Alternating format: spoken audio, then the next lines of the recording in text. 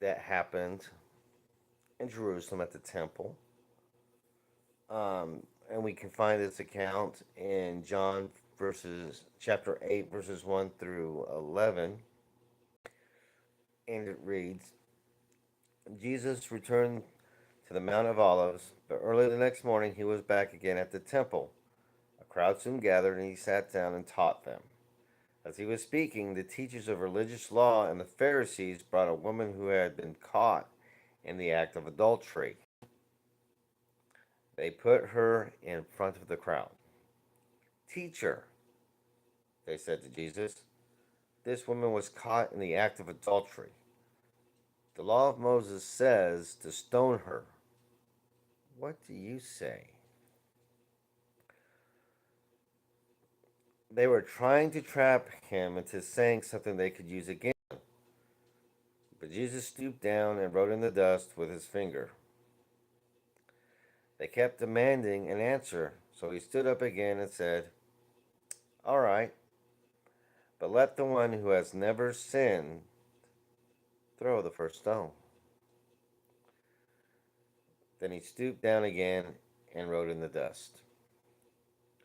When the accusers heard this, they slipped away one by one, beginning with the oldest, until only Jesus was left in the middle of the crowd with the woman. Then Jesus stood up again and said to the woman, where are your accusers? Didn't even one of them condemn you? No, Lord, she said. And Jesus said, neither do I. Go, no more. So I call this one mystery because, quite frankly, I'm intrigued as to what Jesus was writing in the sand um, during this, because he does it twice, but we don't know what he wrote. It doesn't say what he wrote. It doesn't explain why he wrote. Um, so this is why I called it mystery, because um, was he doing it just to stall for time because he was waiting for the Pharisees to just keep on being insistent? Because he knew already what was in the heart. He knew what they were trying to do. He knew that they were trying to trap him into saying something that they could use to falsely accuse him of any wrongdoing. So, was the whole purpose of him writing in the sand just to stall for time to get them to that point, or And then what was he writing? I mean, he went from teaching some folks to getting approached with with this mob of accusers, the religious leaders and the Pharisees in particular, testing Jesus about the law of Moses. Maybe one day we'll find out when we get to see Christ for ourselves. Um, but whatever the reason and whatever it was, even though it's a mystery, that's not the important part of this story. The important part of the story is that after they're demanding, Jesus finally got up, gave them permission to stone her on one condition, that the first stone that's thrown must be thrown by somebody who's never sinned. Well, at that, they all just kind of slipped away because all of them knew in their hearts that they're not perfect. All of them knew that they were sinners. Um, so I guess you can say at least they got that right. Um, but yeah, um, because they knew if they threw that stone, they would reveal just how false that they are or were to that crowd. And the thing about this is there was one person who could legitimately throw that stone at her, but he didn't, and that was Christ, because Christ never sinned. Jesus waited until all of her accusers were gone, because eventually they all went away, starting from the oldest to the youngest. And once they were gone, Jesus got back up because he went after he told them that they could stone her. Just the one who has no sin must cast the first stone. He went back down to writing in the dust again with his finger. Um, but when they were done, he looked up and was like, "Where are your accusers? Where they go? Did not one of them throw a stone?" And of course, the woman said no. And so he said, "Well, since they didn't condemn you, I'm not going to condemn you either."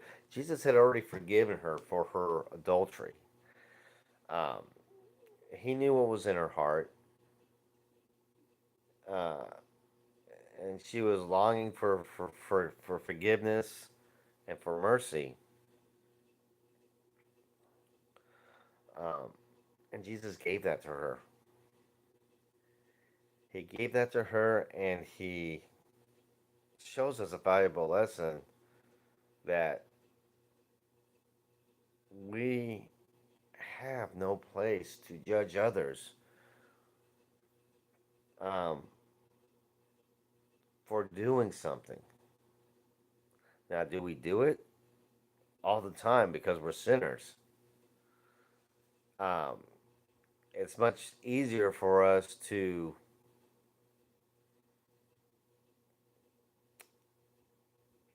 um, condemn somebody or judge somebody for something wrong that they did to detract or deflect away from our own problems and our own sins. To make us uh, to seem to be not as bad, I guess. Um, and so who knows? Maybe just Jesus was just doodling, just to doodle, just to um, at first, to get the um, Pharisees and the religious leaders to the point to where uh, they were going to uh, I don't know. I don't know. I just kind of lost my train of thought there.